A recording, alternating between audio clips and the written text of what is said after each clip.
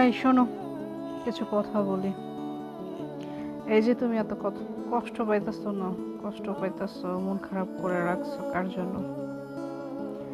যার জন্য mood of করে আসো সে কিন্তু তোমার কথা ভুলেও ভাবতেছে না। যার জন্য নিজেকে কষ্ট দিতেছো সে কিন্তু দিব্যি হাসি খুশি আছে তোমাকে ছাড়া। তাহলে নিজেকে এত কষ্ট দেওয়ার মানে কি বলো? তুমি যার কথা ভাইবা ভাইবা নিজেরে কষ্ট দিতেছো না, সে কিন্তু তোমার কথা ভুলেও মনে করে না। আসলে তুমি যার কথা ভাইবা নিজেরে কষ্ট দাও সে তোমার কথা একদমই মনে করে না। যদি মনে করতো তাহলে তো তোমরা ছাইরা কোনোদিন যাইতোই না। আর যে চইলা গেছে সে তোমার তো কখনোই ছিল না, হয়তো অভিনয় করছে।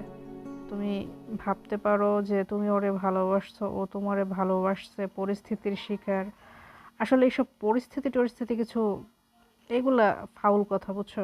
পরিস্থিতি টরিস্থিতি এগুলো হচ্ছে একদম একদম ফাউল কথা। যে তোমারে মানে সিরিয়াসলি মন থেকে চাইবো না, ওই কোনো দিন তোমারে মানে ওই পরিস্থিতির দোহাই দিব না, ফ্যামিলির দোহাই দিব না। আর যে মনে করো তোমার ওই পরিস্থিতি, তারপর ওই যে ফ্যামিলি, বাপ মানবো না, মা মানবো না, এসব আবল তাবল বুঝ দিব না, ওইগুলো হচ্ছে একদম ফাউল পোলাপাইন, ঠিক আছে? যে তোমার প্রতি সিরিয়াস থাকবো, ওই কোনো সময় পরিস্থিতির দোহাই দিব না, বাপ মার দোহাই দিব না। যেগুলো দেয় ওইগুলো হচ্ছে তোমার প্রতি মনে করো তোমার ওই টাইম পাস করছে, সিরিয়াস ছিল না। আর তুমিও আবোলা ছিলা, মানে ভালোবাসা মনে করছো। আসলে ওই যারা টাইম পাস করতে আসে ওইগুলোরই তো আমরা ভালোবাসা মনে করি, তাই না?